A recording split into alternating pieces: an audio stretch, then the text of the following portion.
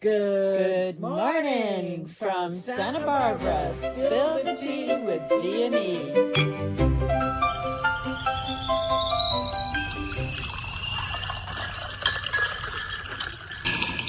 Morning. Morning. We're both drinking the same tea this morning. That's so weird. Green tea with a little honey. I have just, well, of course I have to put a little mint in mine. Minty green is called. I like it. Wow, what another beautiful day we have. Whatever part of the world that you're in, we're hoping that you're going to enjoy it as much as we are today. And welcome back to Spill the Tea with D&E. Dominique. I'm Dominique. I'm Erica.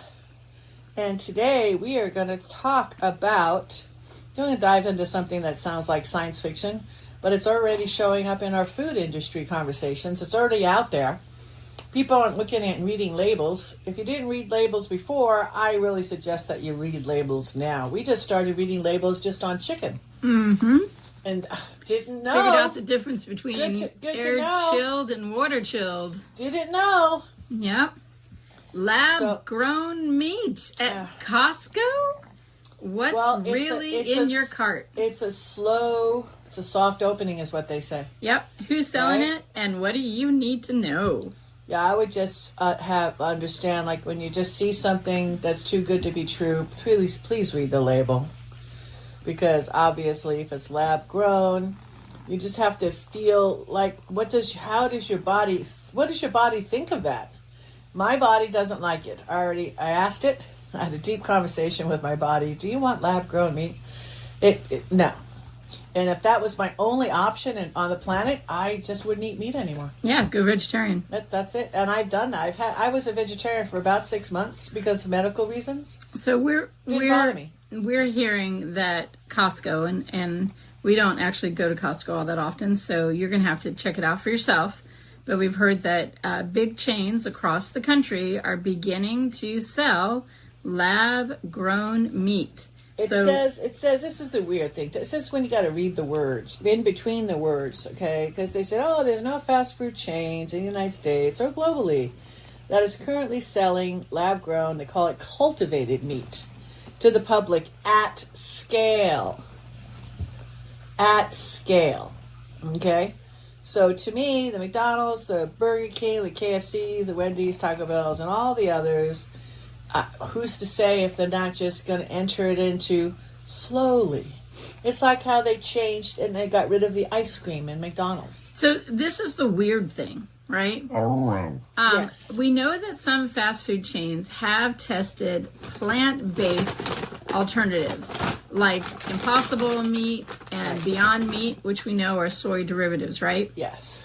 But those are not lab-grown meat.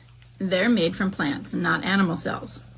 So if you've seen claims that fast food chains are already serving lab-grown meat regularly, that's not actually supported by current verified evidence. Now, on the grocery side, there is also no confirmed nationwide rollout of lab-grown meat in Costco or They call them pilot programs. That's what they call them. There's a pilot program, so that gets to allow them to get under the radar without them making any assumptions on anything. That's what the pilot program means.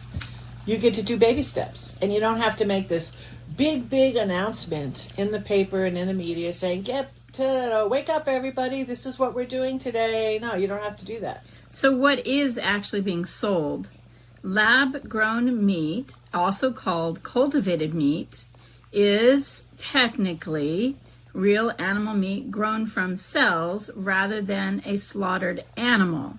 And the process involves taking small samples of animal cells, placing them in a nutrient-rich environment, lab, growing muscle tissue in bioreactors, and then harvesting the resulting, quote, meat, right?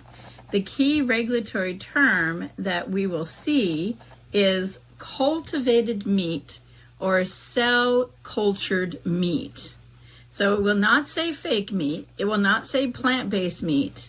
It's biologically animal tissue It's just produced in a lab. Okay, so Where is it actually available? well, right now, there's, for example, Good Meat, that had limited restaurant availability. That was in Singapore. Okay, Upside Food has had limited U.S. restaurant availability after regulatory approval steps. See, that's another thing. They just have to have these steps go along with the soft opening that they're doing.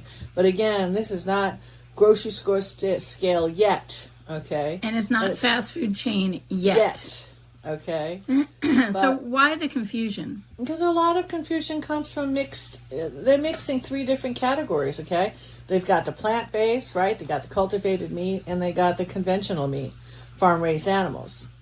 And So- online, these categories often get blurred together, which leads to claims like fast food chains are serving lab-grown meat, which right now we're saying they're not. Grocery stores are already carrying it widely, But- which right now they're not.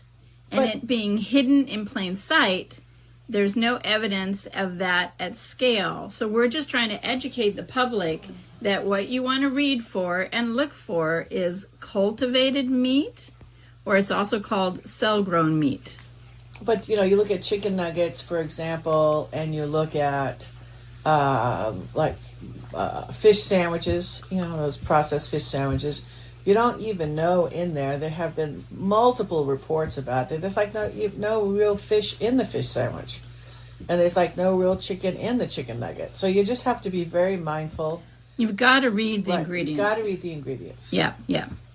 And right now, the cultivated meat is actually going to be more expensive than regular meat because there's so much that's going into it. And this whole, scale is just now being developed, right? So this is why people are talking about it. There are three major reasons cultivated meat is getting attention.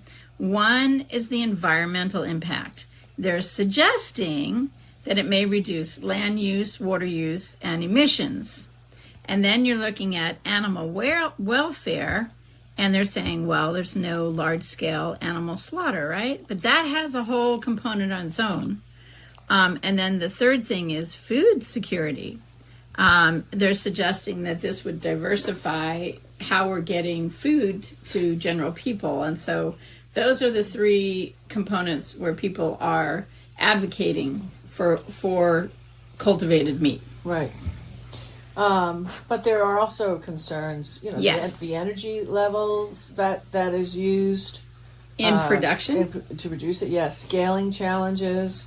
How about the acceptance? Are customers Consumer gonna accept it? acceptance. Right. Yep, yep. I mean, some will, no doubt, Yep. but some love McDonald's. Yep. Okay.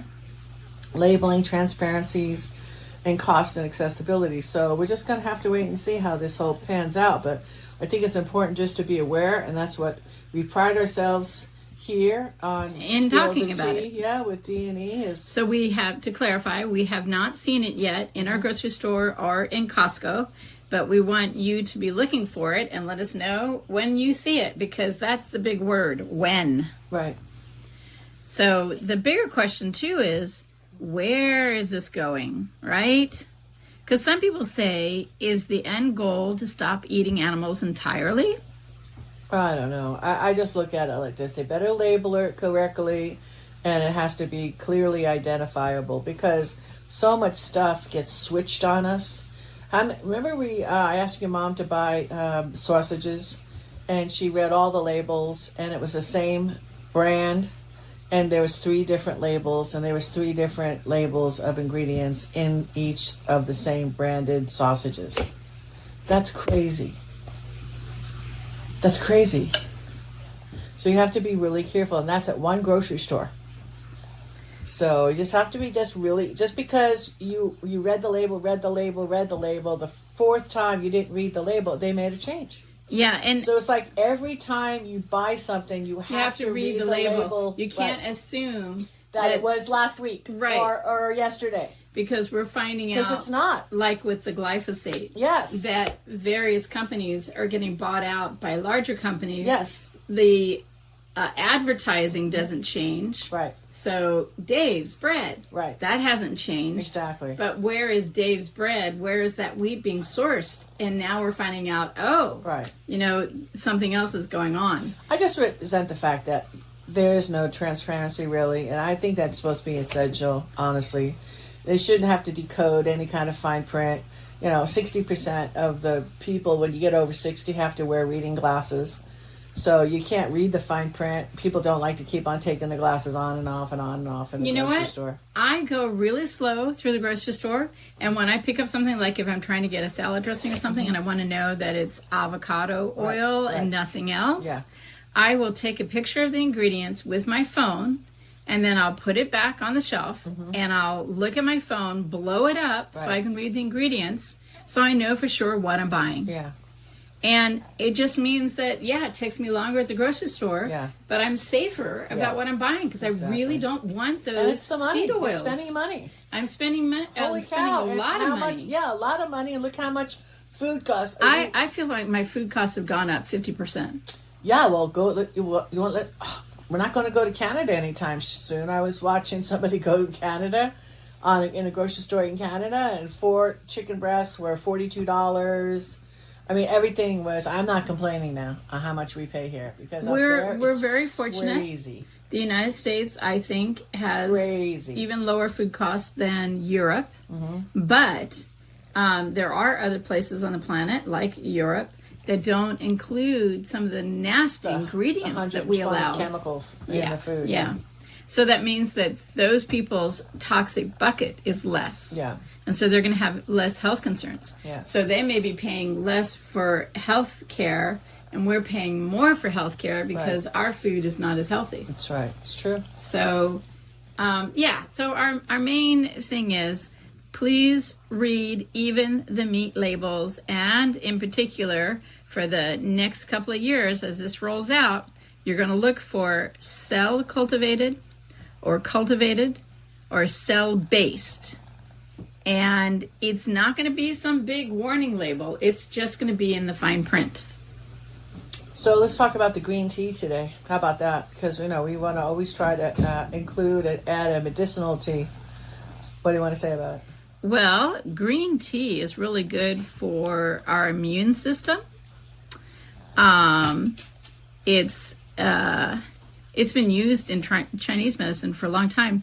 And if you feel like the green tea, the caffeine in the green tea, that it kind of kicks you, you can get decaffeinated green tea. It contains antioxidants, and it's just really a very healthy tea. I love it. It's on the list of teas that you use for longevity. And I always put the lemon in mine. I just love it with the lemon. Yeah. So again, it's not, we're not talking here medical treatments in any which way form. We're saying use your tea as food, and medicine as in, are you putting into your body things that help your body? Yes, absolutely. So let's raise our cups. Woo! And I want to give a toast to innovation with transparency. I like it. Yes. I want to toast to keep asking questions, keep reading those ingredients, and keep spilling the tea. Beautiful. Hey, thank you so much. Big uptick this last week, actually. Biggest uptick ever since we've been doing this. If you'd like to support us, the best way to do that, share. The best way you could do is like us, follow us, subscribe, and share. That would be wonderful. That's where a lot of this growth is coming from. People are starting to share. And if you would like to do a little bit extra, the best place to go is sbwellness.org. Thank you so much, everybody. Bye for now.